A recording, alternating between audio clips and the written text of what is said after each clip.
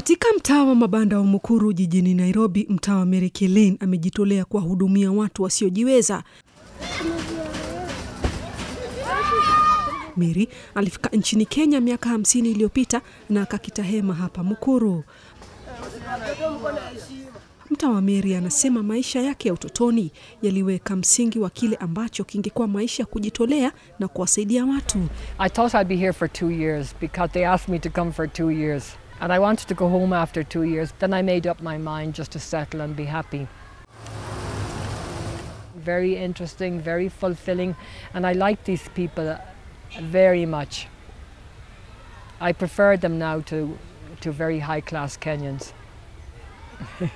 They're more sincere.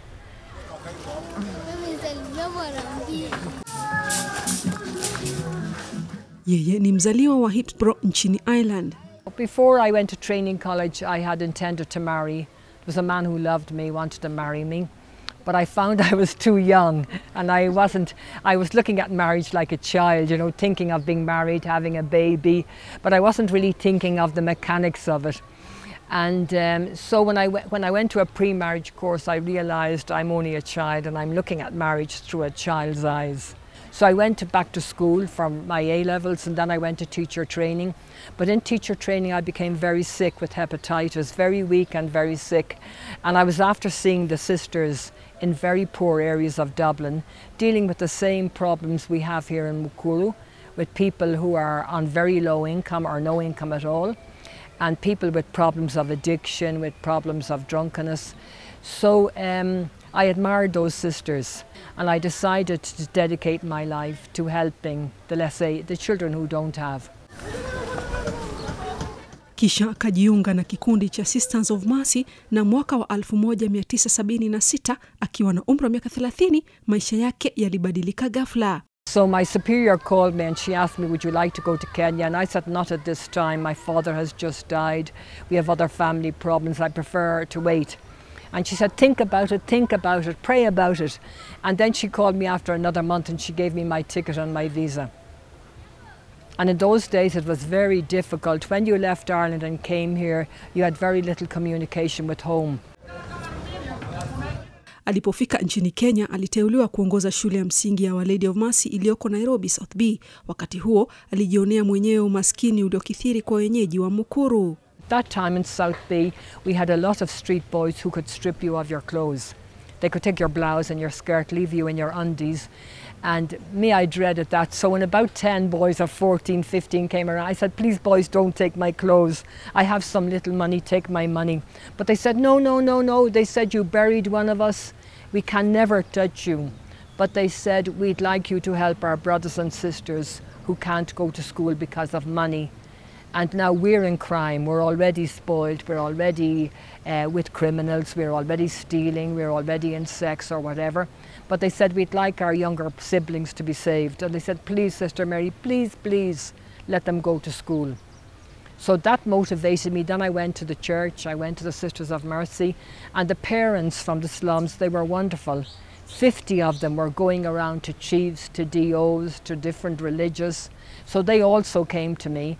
And then by the following January, October they came to me, by the following January, the sisters had agreed that we could get a plot somewhere in the slums for a new school for these children. In 1985, I started off a small informal school.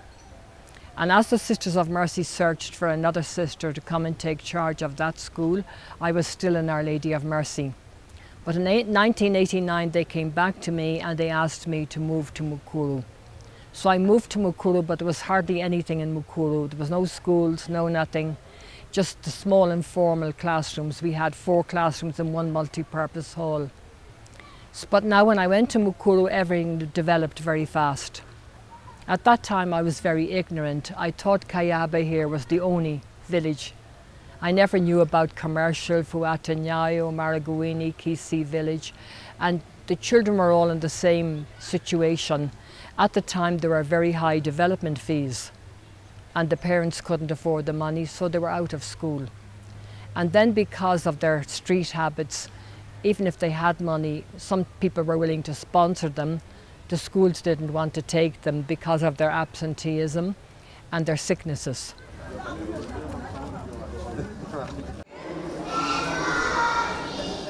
So I concentrated first of all on bringing the children to school. And we had established one school, Mukuru Primary. Then that one school became 6 schools, because the people from Lunga Lunga came looking for a school, the people from Reuben, the people from Kuwahudumia. Then when the authorities were willing to give a plot, I met with the authorities, and then we began the school. So we ended up with 6 schools with 6,000 children. And then we had too much work. So we handed 2 of the schools. We gave Reuben Centre to the Irish Christian Brothers, and we gave Kuwahudumia, Our Lady of Nazareth, to the Marianist Brothers. So we continued with 4 schools. And those 4 schools now have 6,000 children again because of the demand for school. Sister Mary, I would say, in a nutshell, that she's a pillar of the Mukuru Promotion Center. She was a pioneer of the Mukuru schools, and she still works very hard. The children come from the surrounding slums, and some of them actually, even they are homeless. Others, their parents cannot afford even a meal, it's hard. Others, they have been moved out of the place because of the river. She has a program where they go and they get them, they come to school, they enroll them. Those who don't have clothes, they get clothes for them, they feed them, and they also make sure that they are learning well in school. She impacts heavily, even in academics. She also supports teachers where we have shortages.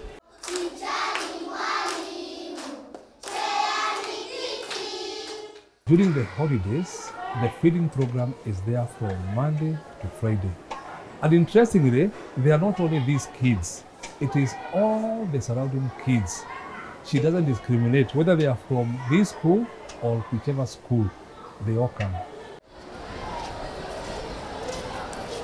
Sister Mary, I should say, she's like an oasis in a desert when it comes to Mukuru slums. And I don't know what would happen without Sister Mary. Sometimes back, she was called back within 1 year. The project was just read down because what the teachers whom she employed had just gone back until they had to call her to come back again, and then everything was restored. Our biggest impact has been in primary education, early childhood and primary education, because we started that in 1985. So we have past pupils who are very, very successful. We've passed pupils who have gone abroad. We've passed pupils who are doctors, who are teachers, who are nurses, and many, many who are drivers. We taught many driving. So when you go in town, if I go in town now, I'll meet many past pupils offering me a lift back. So and at the airport, if I go to the airport, I see so many taxi drivers are my past pupils.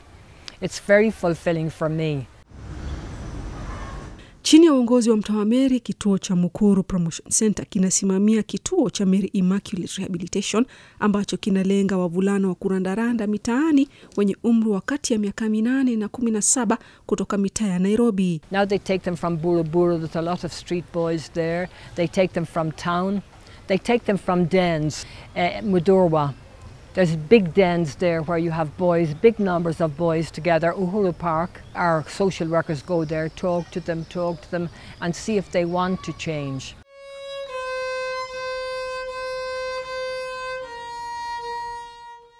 Working with drama is very, very good for these boys because it gives them an outlet for the trauma they've gone through.